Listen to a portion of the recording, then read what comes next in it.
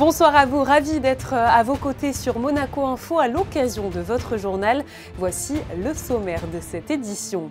Dans quelques instants, nous allons retrouver l'ancien footballeur monégasque Jérôme Bretagne. Il va en effet nous dévoiler son ressenti avant le choc entre l'ASM FC et le Paris Saint-Germain. Un match de Ligue 1 déterminant pour les deux équipes qui aura lieu demain à 17 h au stade Louis II. En pleine saison hivernale, nous sommes toutes et toutes avides de lumière. Pour faire le plein de rayons, rendez-vous à la salle d'exposition du quai Antoine Ier, découverte des œuvres proposées dans ce journal. On vous dévoilera ensuite une belle opération solidaire organisée pendant l'Épiphanie. C'est la boulangerie Costa qui l'avait mise en place, 1 € versé pour chaque galette vendue. La présidente de l'association Monaco Aide et Présence, Donatella Campioni, nous dira à quoi les fonds récoltés serviront. On vous proposera ensuite une idée sortie au Théâtre des Muses avec un stand-up de Laurette Gosse. Vous découvrirez le parcours d'une combattante à la recherche de l'amour. De la musique pour clore ce journal avec le concert de l'Académie Régnier 3. Vous découvrirez en effet le talent fou de tous ses élèves. Ça y est, les enfants sont en vacances et de nombreux parents aussi. Christine Datomel et Olivier Bonello sont partis à votre rencontre et vous leur avez confié vos projets pour vos congés. Alors, êtes-vous plutôt mer ou montagne, détente ou évasion lointaine? Vous allez le voir, les réponses sont riches et variées, mais une tendance se démarque tout de même. Écoutez. La première semaine, je vais aller chez mes grands-parents et je vais aller au ski. Je vais skier en Italie. Moi, je pars au ski à Limone et voilà. Et toi? Moi aussi en Autriche, je pars au ski. Pendant les vacances scolaires, club de judo à Monaco pour les enfants et travail pour moi. Moi, j'ai pas d'enfant, donc je sais pas. Rien de spécial. Je pense que je vais plutôt travailler pour mes études et réviser. Je vais skier à Limone et pour 2 jours et c'est tout. Moi je vais en Bretagne et ensuite je vais au ski. Moi je pars à Londres. Moi je pars à Disney et je pars à New York après avec toute ma famille. Moi je vais rester à ma villa et on va voir ma mamie et voilà. Eh bien, absolument tous ces programmes de vacances donnent envie, alors profitez bien. Hier soir, dans ce journal, vous avez pu entendre Jean Dujardin et Jean-Albert Lièvre à l'occasion de la sortie du film Les Gardiennes de la Planète. L'avant-première a eu lieu hier soir en présence du prince Albert II et de nombreuses autres personnalités comme David Hallyday ou encore Julien Seul, le producteur du film. Un film qui retrace l'histoire des baleines depuis des millénaires. Un sujet qui touche forcément la principauté, toujours très engagée en faveur des océans et plus particulièrement la Fondation Prince Albert II. Nous écoutons d'ailleurs à ce sujet Olivier Vanden, son vice-président. Parmi les piliers d'action de la Fondation, il y a la médiation, la sensibilisation du grand public. Et on ne pouvait pas trouver mieux, on ne pouvait pas rêver mieux que ce film Les Gardiennes de la Planète qui met à l'honneur les baleines, grands mammifères marins, en pleine période de Covid. Donc si vous voulez, le rôle de la Fondation dans le soutien à ce film a été double. Déjà, on est très fiers d'être un partenaire financier, un mécène de ce film. Nous avons pu collaborer également avec l'UNESCO en apportant un soutien plus que moral, presque administratif, pour permettre aux équipes de tournage de se rendre sur des sites qui étaient rendus très difficilement accessibles en raison précisément de la pandémie et des blocages. Donc ça a été à la fois un engagement autour d'une mission scientifique de cette expédition et puis pour aboutir à ces images sublimes, divinement narrées par Jean Dujardin qui, on l'espère, permettront de sensibiliser le plus large public possible. Nous, les baleines, sommes en charge de la respiration du monde. Nous sommes la force et la fragilité, la bienveillance, l'espoir. Les Gardiennes de la Planète à retrouver dans vos salles le 22 février prochain. On vous a aussi parlé hier soir dans ce journal des nombreux élans de solidarité à Monaco après le terrible tremblement de terre en Syrie et en Turquie.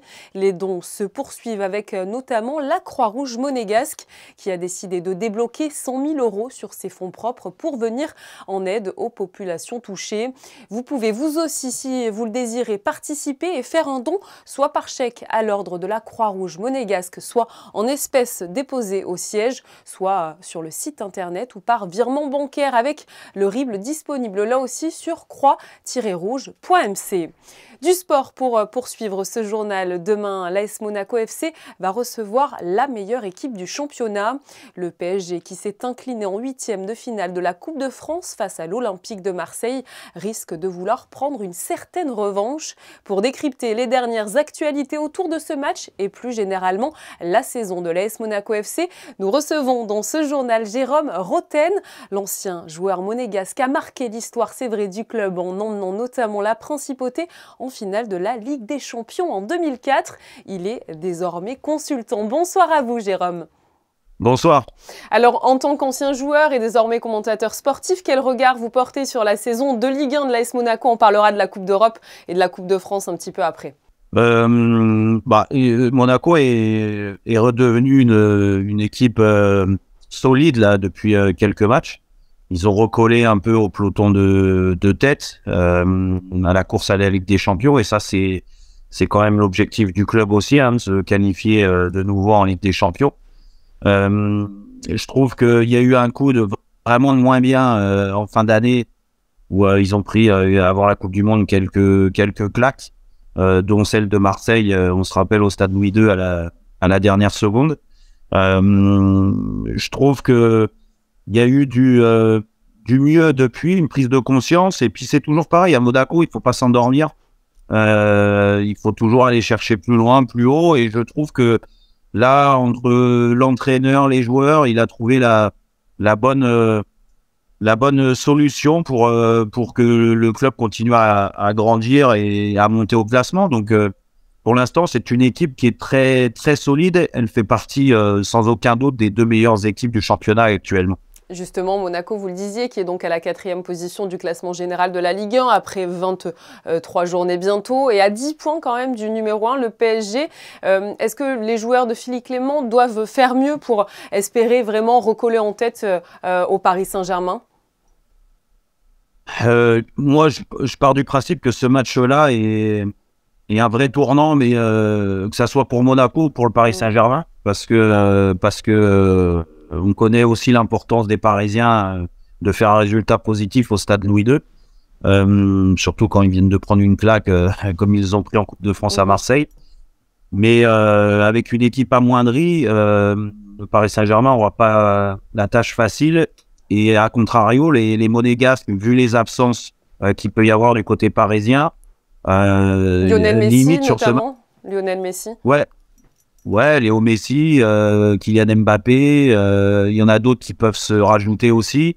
Des joueurs qui n'ont pas beaucoup joué et qui enchaînent 2 matchs de suite en l'espace de 3 jours. Je ne suis pas sûr qu'ils soient au top. Est-ce que les Parisiens, peut-être, vous avez parlé, c'est vrai, de leur défaite face à Marseille en 8e de finale de la Coupe de France. Est-ce qu'on peut craindre un sursaut d'orgueil, peut-être, de la part de ces joueurs parisiens? Ça arrive souvent après un revers de ce genre.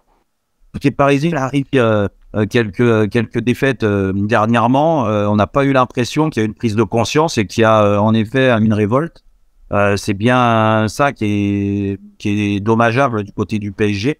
Donc tant mieux pour les Monégasques, si le PSG n'arrive pas à se remettre en question et à aller plus loin et à essayer de faire mieux.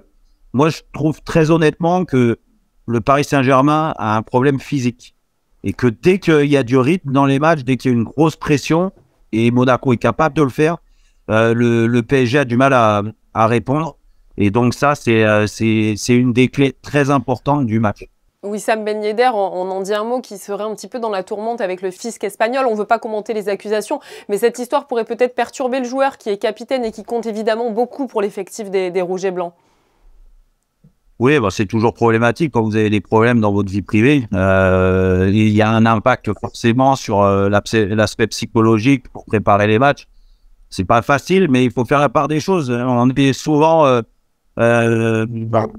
contraint à ça quand on fait une carrière professionnelle. On est formé comme ça, il faut être dans sa bulle. L'AS Monaco, on a parlé un petit peu de sa saison en Ligue 1, mais qui a également été éliminée malheureusement de la Coupe de France. Mais elle est encore en lice en Ligue Europa. Que pensez-vous justement de la campagne européenne des Rouges et Blancs cette saison? Il y a eu du bon, il y a eu du moins bon. J'ai été déçu de certaines contre-performances, surtout à domicile.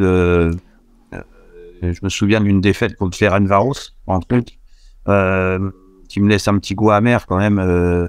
Quand vous appelez l'AS Monaco, vous avez des obligations en Coupe d'Europe.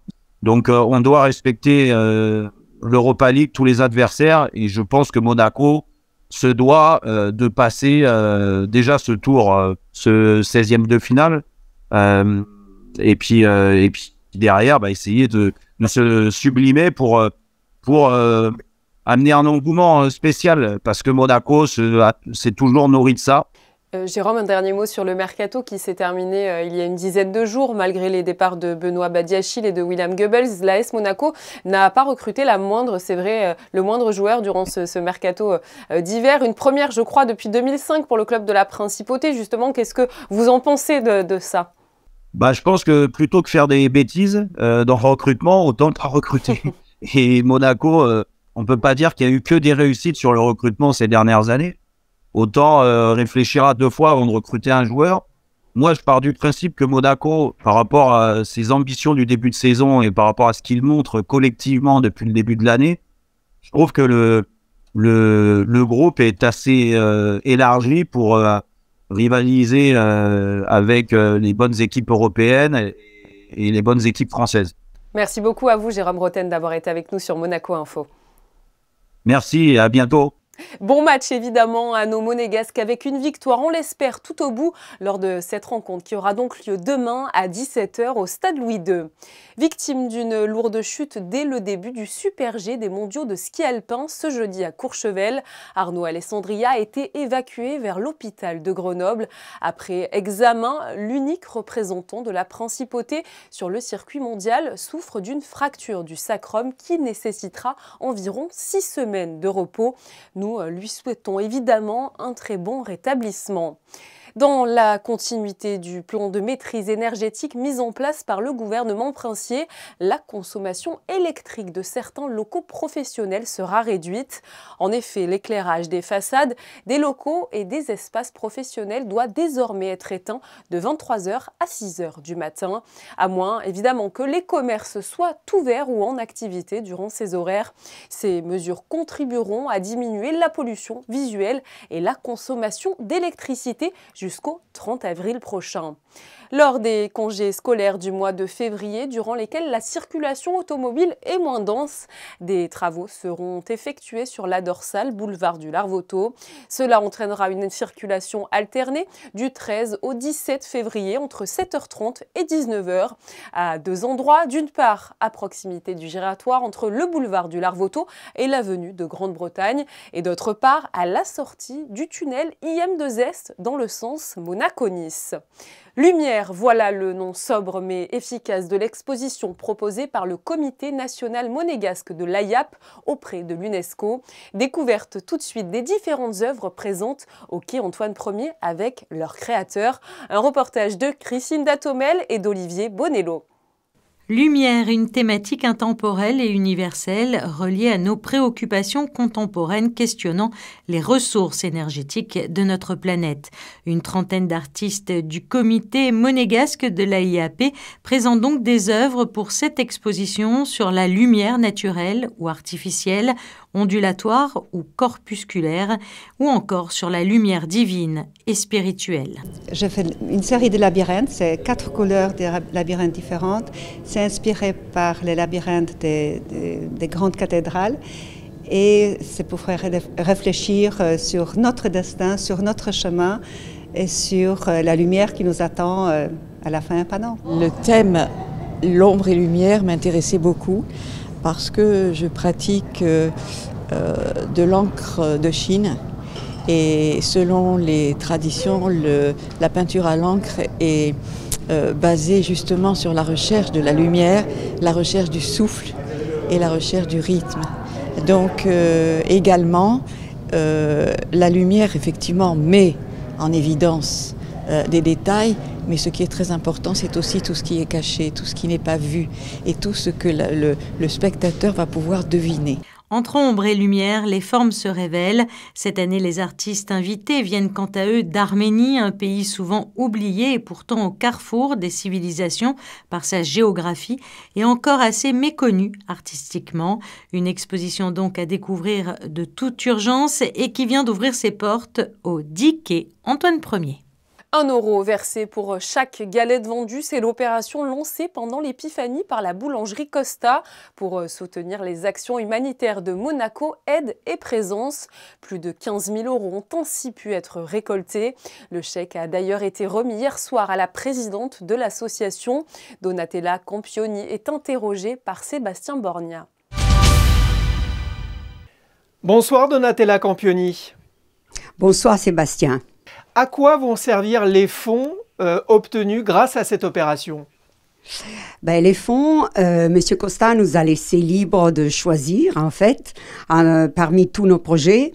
Mais je lui ai déjà mentionné, je pense qu'on décidera de le donner à des cantines scolaires qu'on soutient à Madagascar. Pendant toute l'année scolaire, on soutient exactement 800 étudiants dans 2 différentes écoles, de la primaire au lycée. Et on soutient le repas du midi, comme la plupart de ces jeunes, ils arrivent et des enfants arrivent à l'école l'estomac vide. Donc, on leur donne un repas chaud et surtout, la base de leur repas, c'est du riz. Donc, nous, on achète pendant toute l'année scolaire le riz pour les cantines des jeunes de ces 2 écoles. Alors rappelons que Monaco Aide et Présence œuvre depuis 1979 auprès des enfants du monde entier. Quelques chiffres sur vos actions et vos missions? On a eu beaucoup de différents types de projets dans les 44 ans, dans différents continents. On en a encore beaucoup. On en a en Inde, notamment en Afrique, plusieurs pays d'Afrique. En Moldavie, pour ce qui concerne l'Europe, et au Brésil, pour ce qui concerne l'Amérique du Sud. On opère surtout dans l'éducation, dans la santé et dans le soutien aux communautés locales. Et c'est notamment des enfants, des jeunes femmes, de femmes, des personnes âgées, notamment en Moldavie. Pour vous aider, comment procéder?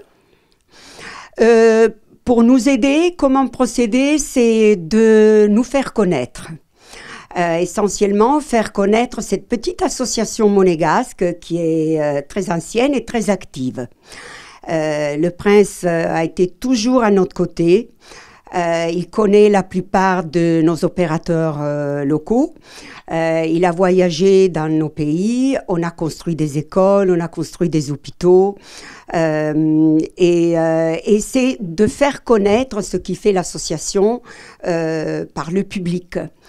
Donc, c'est un projet qui nous a ouvert le cœur et dont on remercie M. Costa vraiment du fond du cœur. Et on espère de pouvoir répliquer le projet avec d'autres possibilités, peut-être des commerçants à Monaco qui peuvent faire quelque chose pour nous, vendre d'autres produits, notamment par exemple à Noël, je pensais des bougies, d'autres produits pour récolter de l'argent et aussi pour nous faire connaître.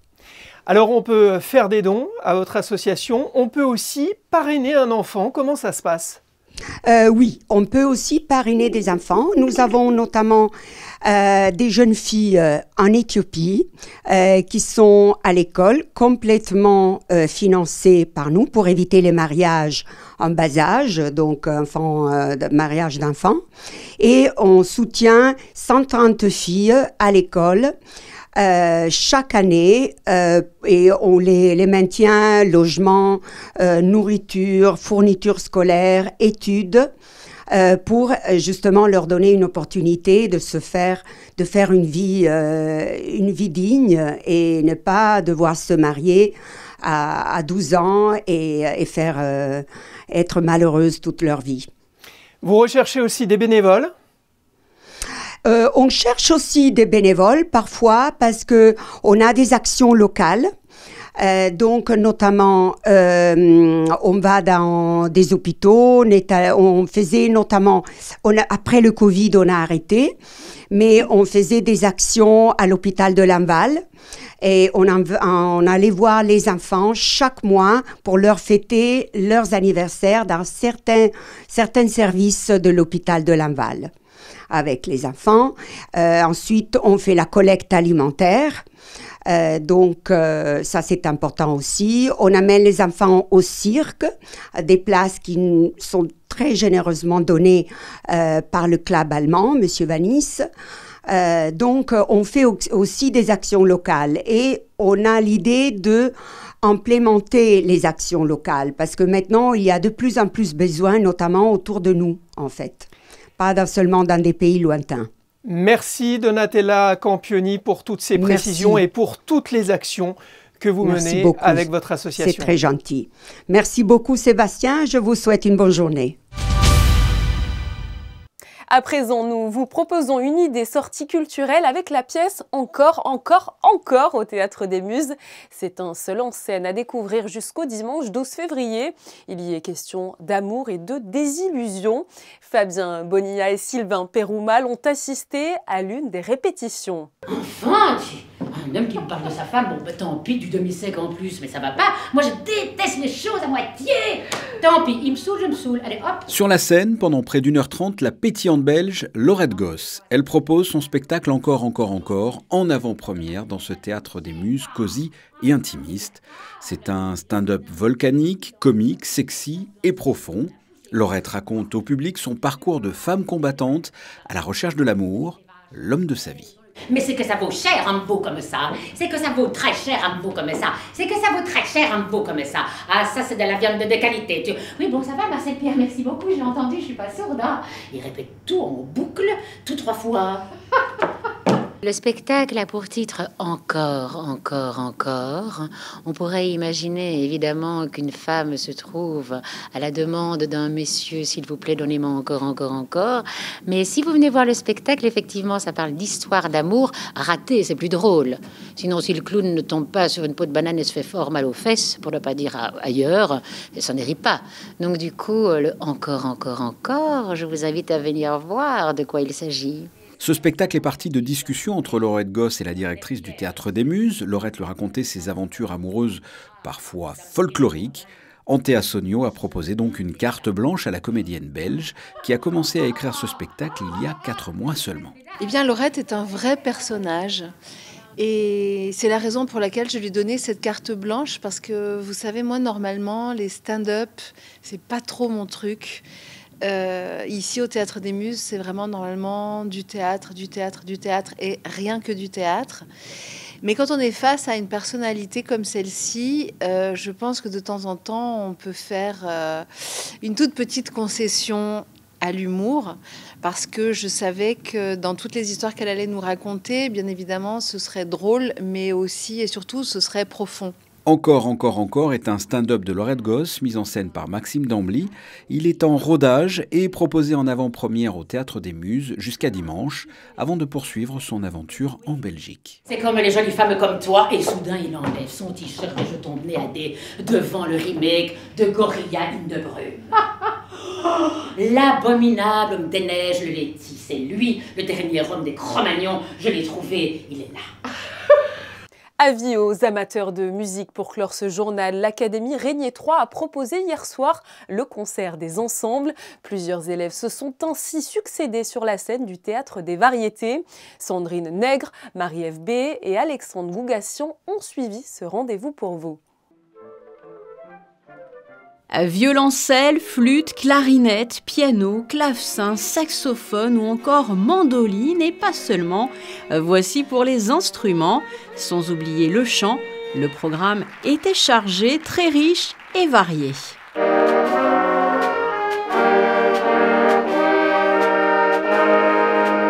C'est un moment important surtout pour les élèves, de la restitution d'un travail. Donc évidemment, les professeurs travaillent toute l'année avec des ensembles très divers et variés. Et c'est vrai que c'est important pour les enfants d'avoir un aboutissement dans leur travail. Donc monter sur scène comme de vrais artistes, c'est très important. Donc on met tout en œuvre pour que cela soit possible.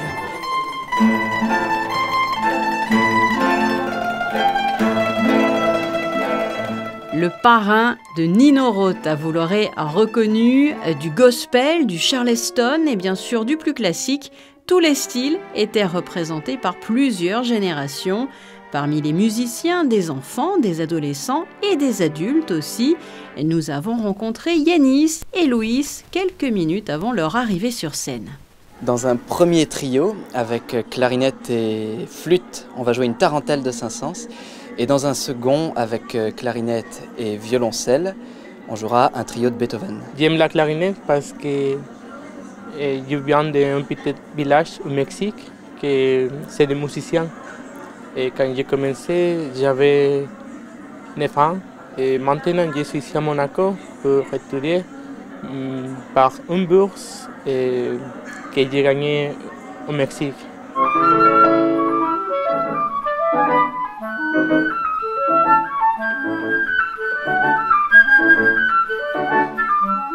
Sachez pour finir que d'autres concerts vont être proposés par l'Académie dans les mois à venir, le 5 avril prochain notamment. Nous retrouvons Vanessa Dessy pour découvrir vos prévisions météo pour ce début de vacances scolaires. Un temps un petit peu, il faut le dire, dans la continuité de ces derniers jours. Bonsoir Vanessa. Bonsoir Julia, bonsoir à tous. Pas de grands changements pour ce début de week-end. Le ciel restera bleu, le thermomètre sera légèrement en hausse avec 4 degrés le matin et 12 dans l'après-midi. Toujours du vent du nord en prévision. Le soleil se lèvera à 7h34 et se couchera à 17h56 et nous fêterons les Héloïses. Et comme le veut la tradition, nous refermons ce journal en images. Notre photographe Manuel Vitali a en effet suivi Alexander Hélène à l'occasion de l'un de ses entraînements. Le Port Hercule était ce matin le terrain de jeu du kitesurfer monégasque, actuellement 7e mondial en kitefall. Un focus info sur ses performances sera d'ailleurs à retrouver très prochainement sur votre antenne. Il est l'heure de refermer ce journal. Merci beaucoup à vous de l'avoir suivi. Je vous donne rendez-vous demain pour un nouveau point complet sur l'actualité de la Principauté. Très belle soirée à vous.